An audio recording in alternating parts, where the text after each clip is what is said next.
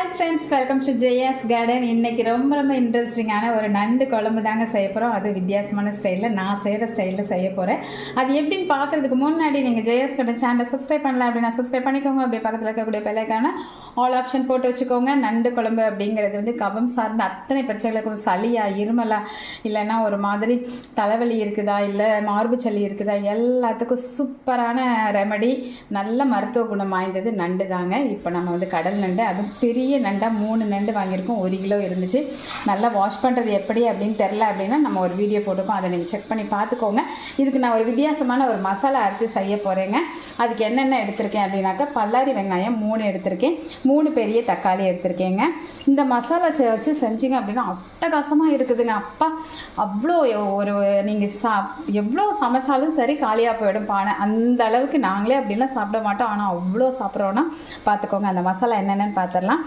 ஒரு துண்டு இஞ்சி 1-2 தட்டி வச்சுருக்கேன். அப்புறம் 10 பல் பூண்டு 1-2 தட்டி வச்சுருக்கேன். கொஞ்சமாக கருவேப்பிலை, 1 ஸ்பூன் மிளகு, 1 ஸ்பூன் சீரகம். மிளகு கொஞ்சம் அதிகமாக இருந்து கார சாரமாக இருக்கணுங்க. அப்படி இருந்தால் தான் நல்லா இருக்கும். அது மாதிரி ஒரு 5 வத்தல், 5 பச்சை மிளகாய் தோட்டத்தில் பறிச்சிட்டு வந்தேன். வயலட் மிளகாய், பச்சை மிளகாய், அதுக்கப்புறம் கொஞ்சமாக மல்லி இலை, இவ்வளோ எடுத்திருக்கேன்னா. இதோடு நம்ம போட போகிறது என்ன அப்படின்னாக்க நம்ம வீட்டில் அரைச்சி வச்சுருக்கக்கூடிய குழம்பு மிளகாய் பொடி, அதுவும் நல்ல ஒரு குழிக்கரண்டி அளவுக்கு போட போகிறோம். ஒரு அரை சில் தேங்காவும் இதோட போட்டு மையாக அரைச்சிட்டு வரணும். வதக்க வேணாம், எதுவுமே வேணாம், பச்சையாக தான் இத்தனையும் போட்டு நான் இந்த மசாலாவையும் போட்டுருவேன், தேங்காயும் போட்டுருவேன். ஆனால் இந்த கிரேவியை பொறுத்த வரைக்கும் தேங்காய் அதிகம் போடக்கூடாது. போட்டிங்கன்னா டேஸ்ட் மாறிடும், காரசாரமாக இருக்காது. நண்டு குழம்பு காரசாரமாக இருந்தால் தான் ரொம்பவே நல்லாயிருக்கும். சரிங்களா? ஒரு அரை சில் தேங்காய் தான் 1 கிலோவுக்கு போட போகிறேன். சரிங்களா? போட்டு நல்லா மையாக அரைச்சிட்டு வந்து காமிக்கவா?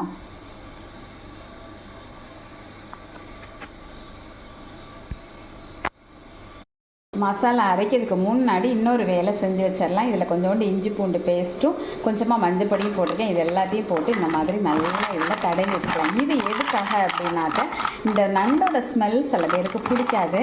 அந்த ஸ்மெல் பிடிக்காமல் இருக்கிறவங்களுக்கு இந்த நண்டோட ஸ்மெல்லே இல்லாமல் அட்டகாசமாக ஒரு சிக்கன் ஸ்மெல்லில் இருக்கணும் அப்படிங்கிறதுக்காக இந்த மாதிரி இஞ்சி பூண்டையும் மஞ்சளையும் போட்டு நல்லா பரட்டி வச்சுட்டோம். இந்த மாதிரி செஞ்சிங்க அப்படின்னாக்க எந்த ஸ்மெல்லும் இல்லாமல் அட்டகாசமாக இருக்கும். எனக்கே இது பிடிக்காதுங்க, ரொம்ப நாளாக சாப்பிடாம இருந்தேன். இப்போ இந்த மாதிரி செஞ்சு நான் சாப்பிட ஆரம்பிச்சதுக்கப்புறமா எனக்கு ரொம்பவே பிடிச்சி போச்சு. நீங்களும் இது மாதிரி செஞ்சு பாருங்கள். நல்ல மையாக இங்கே பாருங்க, இந்த அளவுக்கு மையாக அரைச்சிக்கணும், அப்போ தான் வந்து டேஸ்ட் நல்லாயிருக்கும்.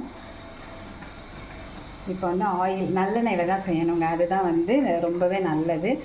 ஃபஸ்ட்டு வந்து நல்லெண்ணெய் கொஞ்சம் அதிகமாகவே ஊற்றிக்கோங்க. ஊற்றிட்டு கடுகு போட்டுக்கலாம். கடுகு பொரியவும் சீரகம் போட்டுக்கலாம். கடுகும் சீரகம் பொரிஞ்ச உடனே நல்ல 10 பல் பூண்டை நல்ல இடிகளில் வச்சு தட்டி வச்சுருக்கேன். அதே மாதிரி இஞ்சையும் ஒரு அங்கலம் இஞ்சி வந்து தட்டி வச்சுருக்கேன். இதெல்லாம் இப்படி தட்டி போடும்போது டேஸ்ட்டு வந்து அதுவும் நண்டுக்கு செம்மையாக இருக்குதுங்க. ஒரு மாதிரி நல்ல ஒரு மனம் இருக்குது. இது நல்ல ஒரு கோல்டன் ப்ரௌன் வரட்டும்.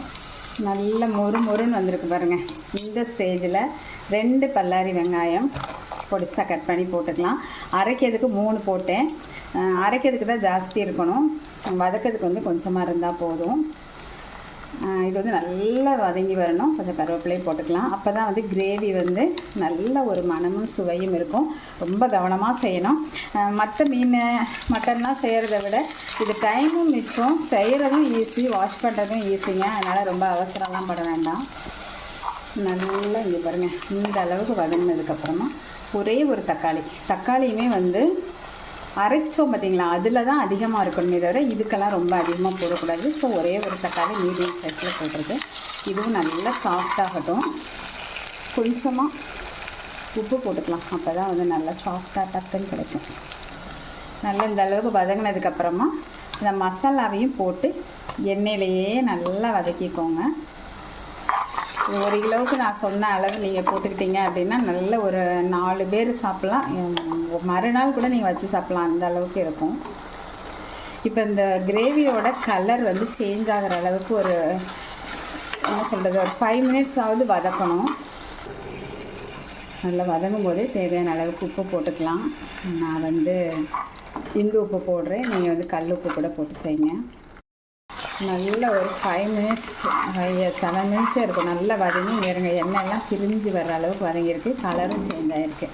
இந்த டைமில் என்ன பண்ணணும் அப்படின்னா நம்ம நல்லா வாஷ் பண்ணி வச்சுருக்கோம்ல, அப்படியே அது உள்ள தட்டிடலாம். தட்டி நல்லா கலந்துச்சு. கொஞ்சமாக அந்த மசாலா அரைச்ச தண்ணியையும் அதில் ஊற்றிடலாம். அந்த மிக்சியில் உள்ள ஜார் தண்ணியையும் ஊற்றிட்டு நல்லா மூடி போட்டு 20 நிமிஷம் வச்சு எடுத்துடலாங்க. இது வதக்கிறதுக்கு 5 நிமிஷம், அதுக்கப்புறம் 20 நிமிஷம், அவ்வளோதான் நண்டு சமைக்கிறதுக்கான டைமு. நான் நல்லா ரெடியானது நடக்கிறேன். ஆனால் ஹைலே தாங்க வச்சுருக்கேன், அதையும் நான் சொல்லிடுறேன். உங்களுக்கு என்ன கன்சிஸ்டன்சியில் வேணுமோ அந்தளவுக்கு தண்ணி ஊற்றிக்கோங்க. ஆனால் 20 நிமிஷம் கொதிச்சா நண்டு நல்லா வெந்துடும், மசால் வாடையும் போய் அட்டகாசமாக இருக்கும். கடைசியாக என்ன பண்ணணும் அப்படிங்கிறத நம்ம 20 நிமிஷம் கழித்து பார்க்கலாம். கலரெல்லாம் சேஞ்ச் ஆகி பார்க்கவே அப்படி கலன்னு இருக்குது. இந்த மாதிரி குழம்பு இவ்வளோ வேணும்னா இந்த மாதிரி வச்சுக்கோங்க. இல்லை இன்னும் உங்களுக்கு கிரேவி மாதிரி வேணும்னா அதுக்கு தகுந்த மாதிரி கூட நீங்கள் வச்சுக்கலாம். இப்போ கடைசியாக நம்ம பண்ண போகிறது என்னென்னா, சும்மா ஒரு அரை டம்ளருக்கு தேங்காய் பால், நிறைய தேங்காய் பால் ஊற்றுனீங்கன்னா இதோட உரப்பை எடுத்துரும். உரப்பாக இருந்தால் தான் நல்லாயிருக்கும். சரிங்களா? தேங்காய் பால் ஊற்றினப்பறம் ரொம்ப நேரம் கொதிக்க விடக்கூடாது. ஒரு 2 நிமிஷம் கொதிச்சதும் இறக்கிடலாம். அப்படியே நம்ம கை நிறைய கொத்தமல்லியை போட்டு நல்லா ஒரு 2 நிமிஷம் கொதிக்க வச்சுட்டு காமிக்கிறேன். இவ்வளோதாங்க, சூப்பராக கொதிச்சிருச்சு. இப்போ அப்படியே கொஞ்சம் நேரம் ஸ்டவ் ஆஃப் பண்ணி அப்படியே கொஞ்சம் நேரம் விட்டுட்டு எடுத்தோன்னா அப்படியே எண்ணெய் பிரிஞ்சு அப்படி தகன்னு இருக்கும். சாதத்தை போட்டு அடித்து விளாசலாங்க. கண்டிப்பாக ட்ரை பண்ணிவிட்டு எனக்கு கமெண்ட் பாக்ஸில் சொல்லுங்கள். பிடிச்சிருந்தா லைக் பண்ணுங்கள், ஷேர் பண்ணுங்கள், கமெண்ட் பண்ணுங்கள். மறக்காமல் சப்ஸ்கிரைப் பண்ணி சப்போர்ட் பண்ணுங்கள்.